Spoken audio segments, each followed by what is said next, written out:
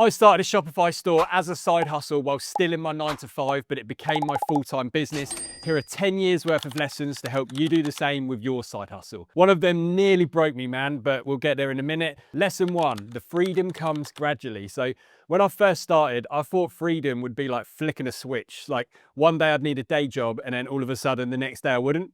In fact, I quit my job about 3 times, only to be back on the job hunt within a few months. The fact is, on each of those occasions, I just wasn't ready yet on the cash flow front. And yes, my CV does read like I've basically just tried to list as many businesses in Melbourne as I can. So some people like to save sort of 6 months worth of cash and then quit. For everyone else, you should probably expect freedom to come a bit more gradually, like as your business starts to grow slowly and slowly make more money. So for some of you, that might mean you don't need to work overtime anymore, or maybe you can go part-time for a while before quitting completely. That's what I did on the 4th occasion, and it was far more sustainable and gave me a bit more time to invest in my business while still covering all my bills. In saying that, if you do want to go mental and just quit in a blaze of glory, then don't let me stop you. Maybe I'm just like old and boring now. Lesson 2, you will lose money. Make peace with that. You probably will lose money and you need to get comfortable-ish with that, right? So about once a month, I would invest in something and it would just fall flat on its face, basically. Sometimes it was a new product to sell. Sometimes it was a new advertising campaign. Sometimes it was new equipment that just ended up being a pain to use. I'm looking at you, sublimation printer. However, for every investment that absolutely flopped, there was one that absolutely worked. So that's just the cost of doing business, right? And if you never try new things, you'll never grow.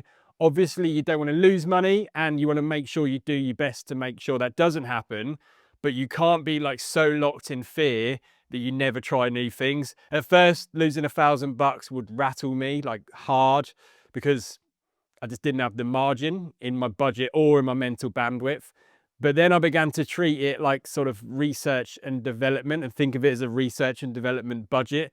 Oh, and samples are everything. So I would happily lose $200 on a rubbish sample if it helped me dodge a bullet that would have cost me $2,000 on a bulk order, yeah? So try and fail cheaply if you can, which ties me into my next lesson, like peas and carrots, or like PayPal and holding your money hostage for absolutely no reason. Lesson 3, know your finances. In year 1 of running my online Shopify store, I made about 26 grand of revenue and only about 2.5 grand net profit. In year 2, I made about 66 grand in revenue and made about $600 in net profit. So I was like, hang on, where's all the money gone? Up until that point, I've been using a business bank account like you should be, and I've been using accounting software, but I was paying someone else to do the bookkeeping for me. And that meant I wasn't actually looking at my finances, like not properly anyway. I was kind of putting my head in the sand. So I gave myself a crash course in accounting, like basic accounting. Thank you, YouTube. And I started doing my own bookkeeping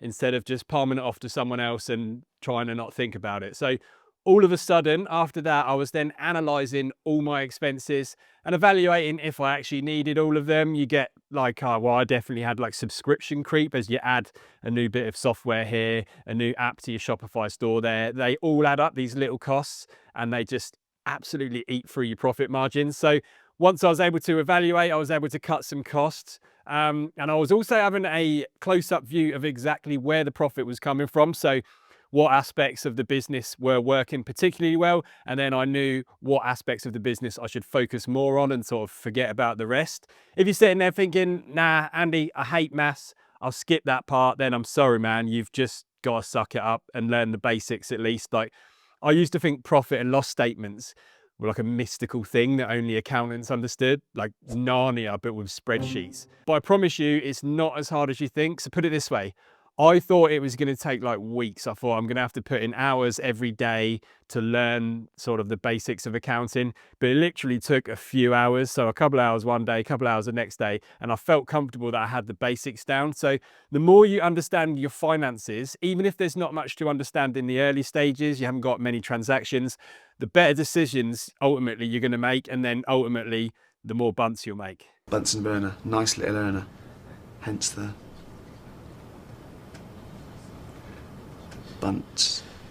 You don't have to get accounting software on day one, but please, please, please, and I say this in nearly every video it feels like, get a business bank account on day one and use it for all your business income and outgoings. Your future self will thank you for it. Then when you're ready, you can get something like Xero. That's the accounting software I've been using for over 10 years for like, I think 3 different businesses now. It's super easy to use and I just find it less intimidating, to be honest, than the others.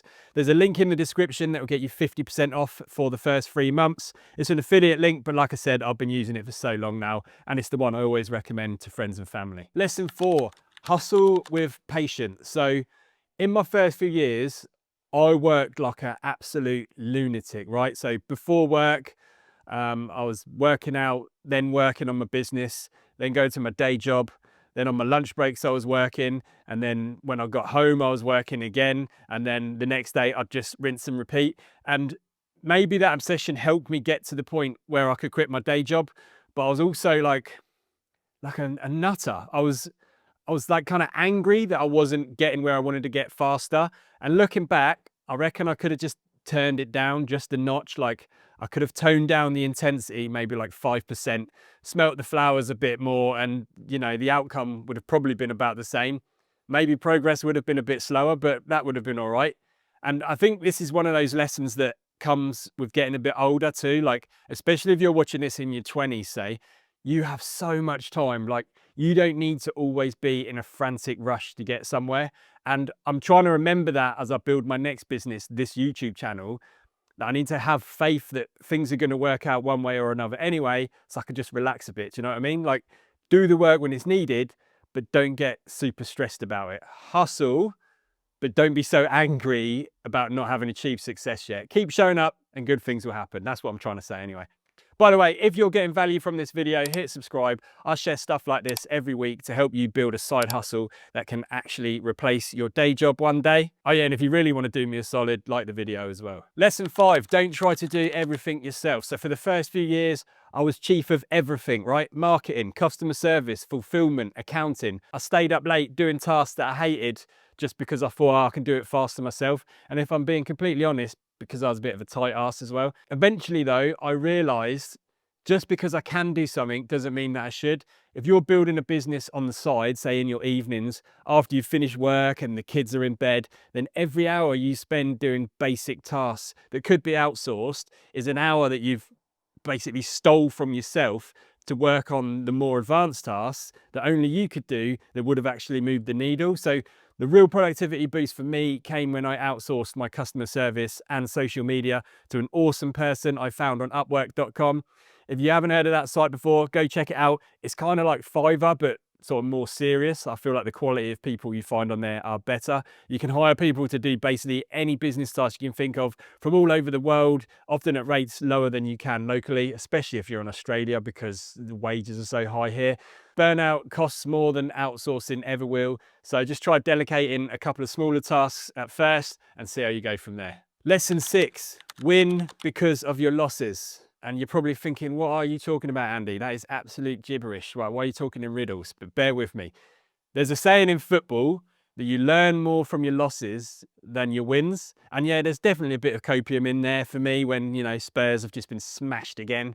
But in business and life, it's actually true. So one of my biggest mindset shifts was being able to look at when I'd made a big mistake and go, all right, but how can I use this to my advantage? So for example, I might say, okay, I did X behavior, like I bought a product that I couldn't sell and it's cost me $1,000, right? But then I'd say, well, okay, it's a good thing that I've made that mistake now because I can learn from it. And if I hadn't made that mistake now, I might have made it in a few years' time when the business is bigger and the stakes are higher and it might have cost me 10 grand, say. So to become a master in your own business, you need like a healthy balance of wins and losses to build a well-rounded knowledge base of what to do and what not to do. So don't beat yourself up over your losses, but make sure you learn from them. Oh, and this doesn't just apply to your side hustle or side business. It applies to, you know, everywhere, everything in your life, to be honest, even like your investments, like shares, crypto, property, etc., all of that. Lesson 7, don't stay too long in the wrong business. So I had an online store that worked in so much that it became my full-time business. But before that and during that, I had a couple which kind of worked and a few little businesses that definitely didn't work at all. And It's tricky to know when to cut your losses, and I don't just mean financial losses, because there's also a huge opportunity cost when you're putting all your time and energy into a business that's sort of not going anywhere. It's normal to occasionally look at your business and go, yeah, this isn't working. And being able to push through those challenges is what separates the wheat from the chaff. But at a certain point, you do need to know when to quit. That's what I did earlier this year, and I explained my reasons why and exactly how much revenue and profit I made in each year of the business in this video here. So go and watch that now.